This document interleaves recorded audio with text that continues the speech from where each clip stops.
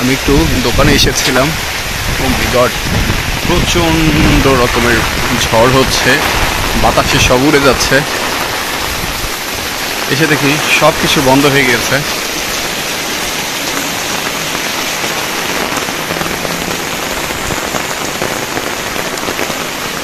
পুরো দোকানপাট সব বন্ধ। আসলে মোবাইলে রিচার্জ করতে পারতেছিলাম না, সেজন্য এসেছিলাম।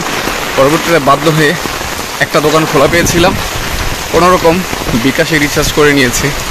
তারপর সেখান থেকে চলতে হবে, কিছু করার নেই।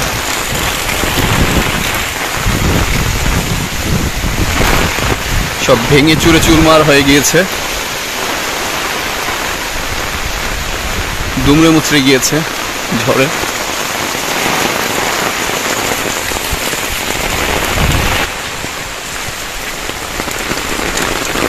এত পরিমাণে ঝড় বৃষ্টি হচ্ছে, গাছপালা ডালাগুলো ভেঙে ভেঙে পড়ছে। সো যারা ইমার্জেন্সি কাজে বাইরে যাবেন খুব সাবধানে থাকবেন, কারণ যে কোনো মুহূর্তে গাছের ডালাগুলো বা ডালপালা যেগুলো আছে এগুলো ভেঙে পড়তে পারে। যে কোনো সময় একটা অ্যাক্সিডেন্ট হতে পারে, তাই সাবধানতা অবলম্বন করবেন। ও মাই গড, অনেক বাতাস, পুরো ভিজে যাচ্ছি।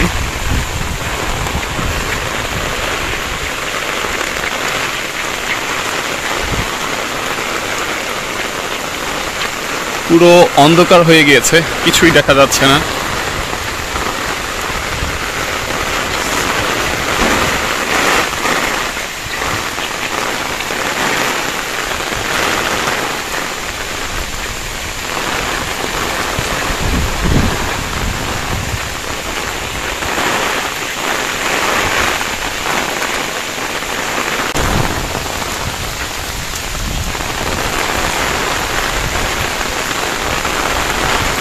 অফিসের সামনে রয়েছি, উপজেলা ভবনটি দেখা যাচ্ছে, কিন্তু বৃষ্টির কারণে কিছুই বোঝা যাচ্ছে না।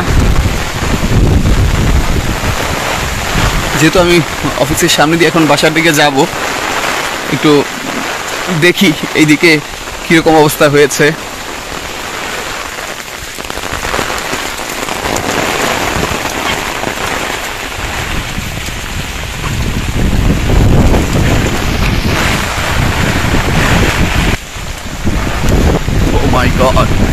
এত বাতাস যে আমি হেঁটে যেতেই পারছি না, ক্যামেরাও ধরে রাখতে পারছি না, ছাতা উড়িয়ে নিয়ে যাচ্ছে।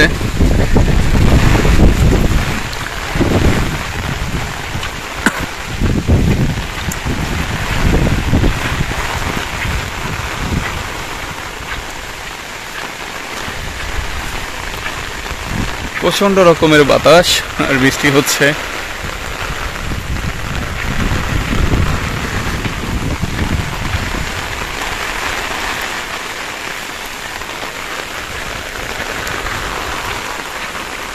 সব জায়গায় পানি জমে গিয়েছে।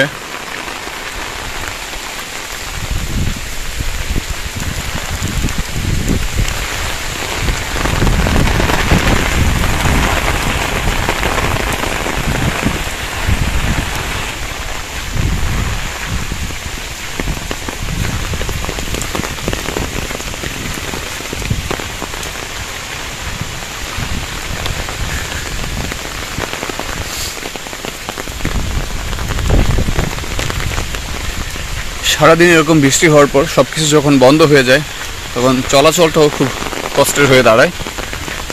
আর তাই অনেকের জরুরি প্রয়োজনে বাইরে যেতে হতে পারে, অনেক কিছু কেনার জন্য যেতে হতে পারে। তো সেই সময়টায় যাতে একটু সাবধানে থাকেন সবাই, সেটি রিকোয়েস্ট করব। কারণ এরকম সিচুয়েশনগুলোতে কিন্তু অনেক দুর্ঘটনা ঘটে। দেখা যায় বিভিন্ন সময় গাছপালা হঠাৎ করেই বাতাসে ভেঙে পড়ে যায়। তো সাবধানতা অবলম্বন করতে হবে, এটা হচ্ছে সবচেয়ে বড় কথা, কারণ থেমে তো আর থাকা যাবে না।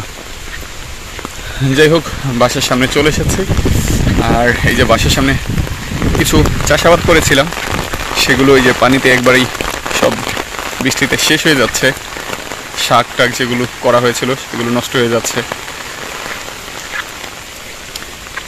তো বাসার সামনে চলে এসেছি। আল্লাহ হাফেজ। সবাই ভালো থাকবেন, নিরাপদে থাকবেন।